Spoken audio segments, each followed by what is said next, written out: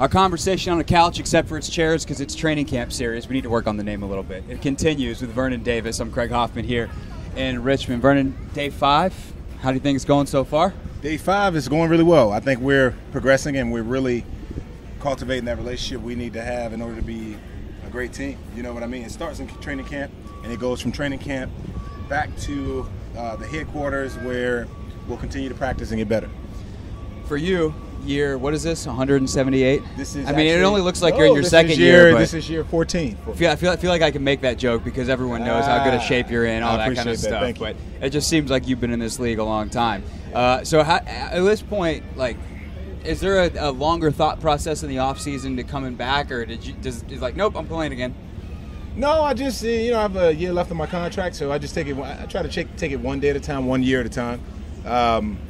I know I just jumped the gun from a day to a year, but that's the way I try to process at the end of last everything. season. Take me to the end of last season. End of last season. Was there any sit down because you just got married, right? Too. No, I'm engaged. Engaged, so you just got engaged. You jumping the gun. No, I'm jumping the gun. That's just fair. I don't want to do that. Don't want to put that on you. But you engaged. You got kids. You got a family. And I know, absolutely. I know Lorenzo Alexander real well, and for him, this off season, he's lifting more, running faster than he ever has before.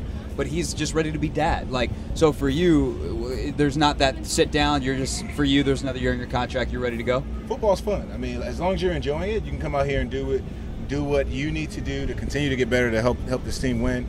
As long as you're enjoying it and you're taking it, like I said, one day at a time, and you're loving what you're doing. You're passionate about it. You're dedicated to it, and you can get up in the morning and not feel like it's something that's a burden. You're actually having fun. Yeah. So you like the process still? I love the process. I love everything about it. How has your process changed over the years? I think my processes continue to stay the same. I've always added to it, and that's what my message to the younger guys coming in is to make sure that you're continuing to live in that foundation. Live in that foundation, meaning everything that you did to get to this point, you want to continue to do that throughout. You look at guys like Tom Brady and Lorenzo Alexander. Those guys have been diligent in their craft, getting those massages, seeing the chiropractor, dry needles, living a healthy and active lifestyle through their nutrition as well. That's why they're still around and they're doing the things that they're doing on the field, playing at a high level because they're so diligent to their craft. For you, are you one of these guys that's doing, weight room workouts, on the field workouts, all that kind of stuff? Or Josh, I was talking to him about this the other day because he stayed healthy. Through all the injuries you guys have had the last couple of years, Josh has not been hurt at all. So what do you do in the offseason? He goes, let myself rest. Which Josh? Josh Norman. Norman. Okay. So where in that spectrum of I'm going immediately to my trainer and working out to Jano, I'm going to go jump over a bull in Spain and let my mind relax and let my body heal. Where are you on that spectrum? Well, you can give it. There's facets to it, right? Different facets. So meaning you can come out here and you can work for 2 hours and not work as hard, or you can come out here and work for an hour and work extremely hard. You know what I mean? Yeah. I'd rather come out here for an hour and work extremely hard rather than come out for 2 and just cruise through it. You know what So if you do that, if you keep that mindset, it's okay to come out here and work extremely hard, but you also want to go leave and take care of your body. Like I said, getting those massages and dry needles, everything that you need to do to be able to come out here and be effective, right? So I'm big on taking care of my body. If I can get out here and work as hard as I possibly can for 30 minutes or an hour or whatever it is, then go back and take care of myself even more, then I'm on to a good path. I know that you care a lot about the fitness end of it. How much have you studied some of those things, the different modalities, whether it's dry needling, cupping, massage, just what have you found works best for you, and how has that process evolved for you over the years? Well, I like to look at myself as a track runner because essentially that's what we are, whether you're an offensive lineman, defensive lineman, skills guy.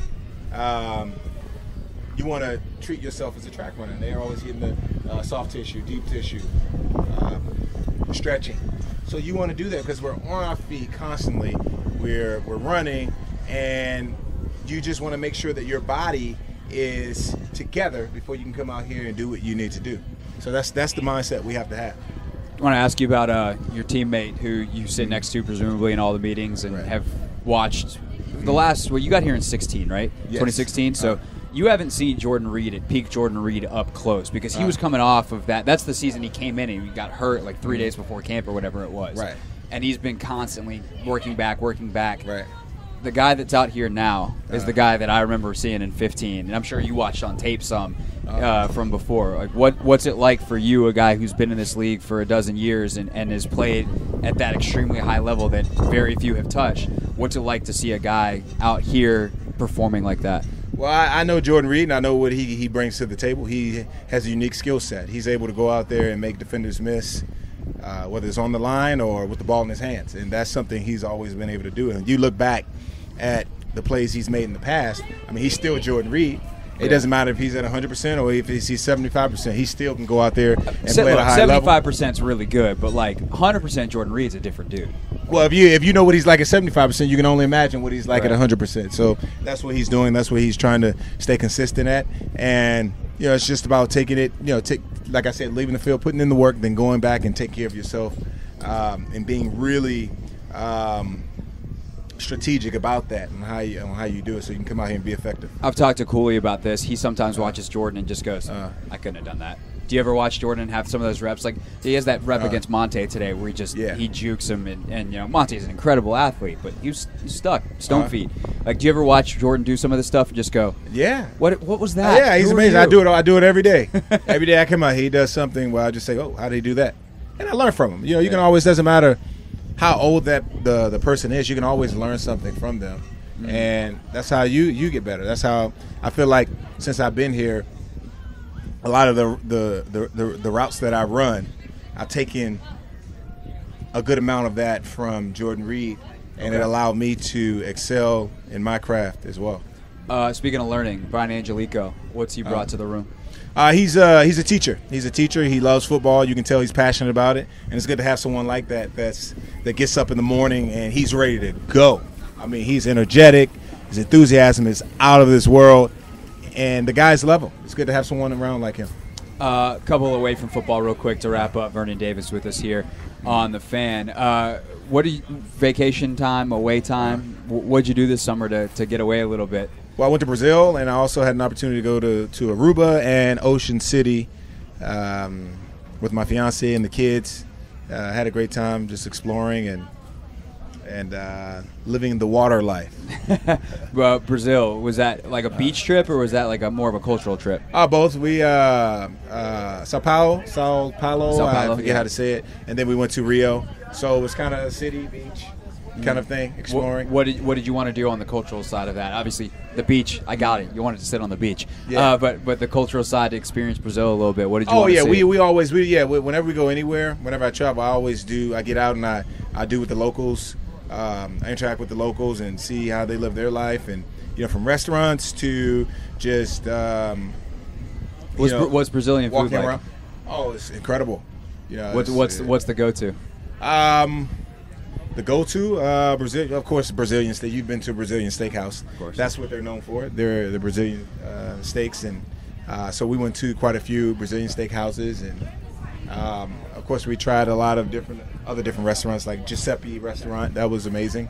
Okay. So put it on the list if you're making a Brazil travel list. Yeah. Giuseppe, Vernon Davis said so. I think if you're looking for good food, Brazil is the place. What's left on your travel list? Like when you're either looking after the career or next summer, like what's on the Vernon Davis travel bucket list? I still need to go. I want to go to Australia, Greece, back to Spain, Bora Bora. There are so many places that I want to go. If you look, have you ever taken like one of those like the little pins, those tacks? Yeah, like a tack and stick it in and like take a map. Yeah, and stick it in all the places that you've been. Yeah, you feel like you've gone to so many places, but when you look at it from a distance, you're like, wow, I got a lot to do. Yeah, there's so much world out there. Oh, there's a lot of places to travel, and that's what I had an opportunity to do. And there's so many places I need to see. All right, I've wrapped up basically every interview with this question. Success in 2019 for Vernon Davis. You lay down on the pillow at night. You worked hard all day at practice. Football's on your mind. What's success look like for you this year? Success to me is just going out there and giving my all, knowing that every time I stepped on the practice field and the game field, I gave everything that I possibly could to my teammates to help them win games. And looking back on that as I move forward, being able to say that means a lot to me. So that's what success looks like to me. Vernon Davis is with us here on 106.7 The Fan in Richmond. Peace.